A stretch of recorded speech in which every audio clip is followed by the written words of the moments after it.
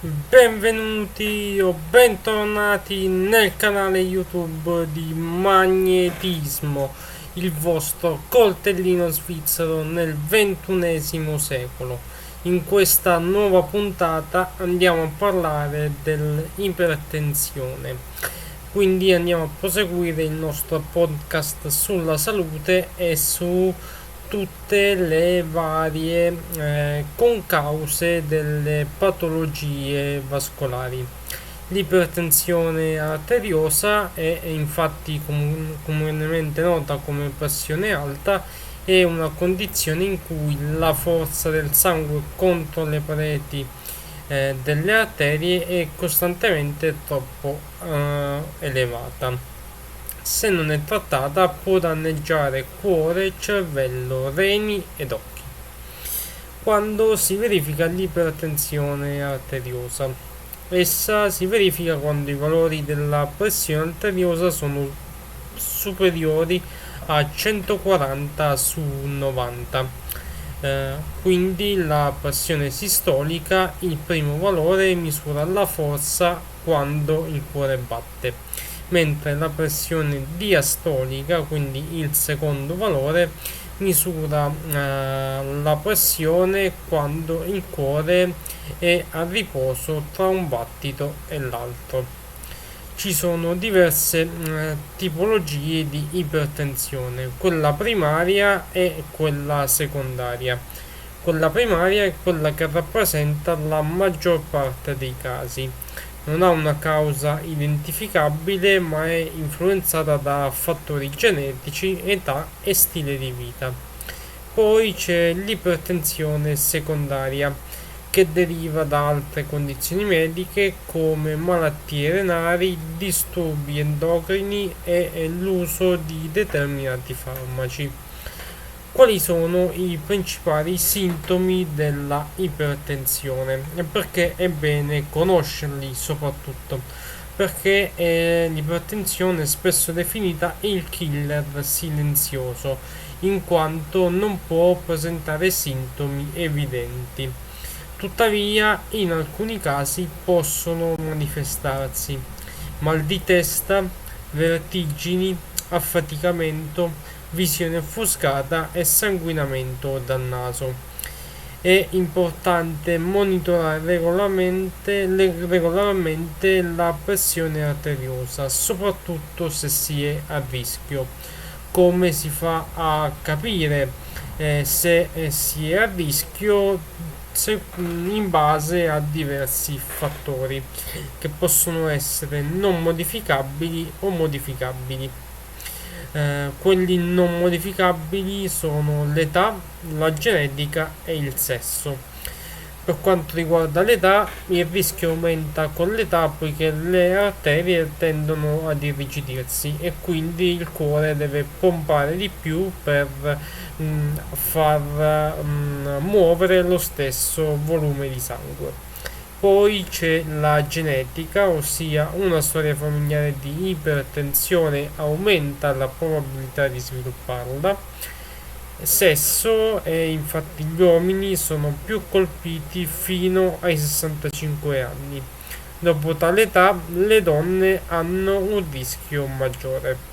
E quindi bene sapere questa informazione e fare controlli periodici, quindi quotidiani, sarebbe meglio, se no anche insomma settimanali, della pressione, poiché è un esame che non è invasivo, si può fare molto facilmente da soli e si può fare a casa con strumenti abbastanza economici e quindi con una piccola spesa senza causare troppi disturbi e troppi problemi si riesce a monitorare un parametro estremamente importante e quindi è uno di quei test, di quegli esami che è estremamente prezioso perché si riesce a fare appunto come dicevamo prima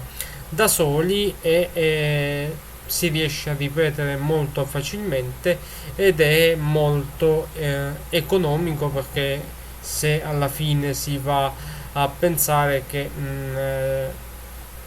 una volta che si è comprato il rilevatore di pressione, il misuratore di pressione, questo può essere utilizzato praticamente per anni senza andare a rompersi, rappresenta un grosso beneficio. Detto ciò, torniamo a noi. Quali sono i fattori invece modificabili che vanno ad influire di più sulla pressione e sono quelli su cui possiamo agire? Una dieta ricca di sale, infatti un consumo eccessivo di sodio può aumentare la pressione sanguigna. L'obesità e il sovrappeso, il peso in eccesso costringe il cuore a lavorare di più. La sedentarietà, infatti la mancanza di attività fisica, contribuisce all'aumento della pressione. Il fumo, che danneggia le pareti delle arterie e aumenta la pressione. Poi c'è il consumo eccessivo di alcol, che può aumentare temporaneamente la pressione sanguigna. Lo stress cronico, che può causare un aumento temporaneo della pressione sanguigna. E poi ci sono i disturbi del sonno come le apnee notturne e l'insonnia, che sono associati a un aumento del rischio di ipertensione. E adesso passiamo all'aspetto che diciamo più interessante, ossia la prevenzione. Come si può prevenire l'ipertensione? Andando ad agire sulla dieta, quindi riducendo il consumo di sale, limitando grassi saturi e zuccheri, aumentando l'assunzione di frutta, verdura e cereali integrali. Poi fare attività fisica regolare, almeno 30 minuti di attività aerobica moderata per 5 giorni a settimana. Controllare il peso, perdere anche pochi chili può ridurre la pressione sanguigna. Limitare fumo e alcol, che possono contribuire molto sulla pressione. Gestire lo stress come mediante ad esempio tecniche di yoga, di meditazione e respirazione profonda, che possono aiutare a ridurre la pressione. E poi monitorare la pressione e quindi misurare regolarmente la pressione arteriosa, soprattutto se si è a rischio. Quali sono i rimedi e i trattamenti? Solitamente il trattamento per l'ipertensione include modifiche dello stile di vita e, se necessario, farmaci.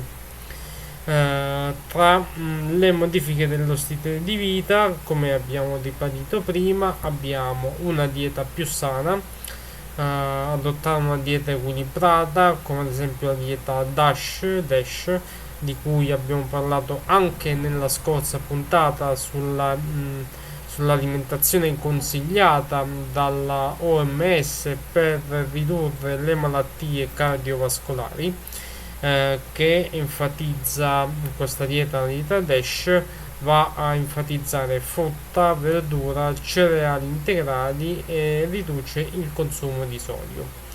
Poi c'è l'attività fisica, che va eseguita regolarmente per migliorare la salute cardiovascolare. Il controllo del peso, quindi mantenere un peso corporeo sano. Limitare alcol e fumo e gestire lo stress, quindi un po' le cose che abbiamo detto in precedenza. Tra i vari farmaci, quelli più utilizzati per il controllo e la gestione dell'ipertensione, abbiamo i diuretici e i beta bloccanti. I diuretici sono quelli che fanno urinare, quindi facendo diminuire il volume di liquidi del corpo, automaticamente diminuisce la pressione. e poi in beta bloccanti che vanno a ridurre la pressione sanguigna. Benissimo ragazzi, per questa puntata è tutto, noi vi ringraziamo, vi ricordiamo che se ci volete supportare, se vi piace insomma il nostro lavoro, se lo trovate utile, vi potete iscrivere al canale e mettere un mi piace. Noi vi ringraziamo, per questa puntata è tutto, ci sentiamo alla prossima, ciao!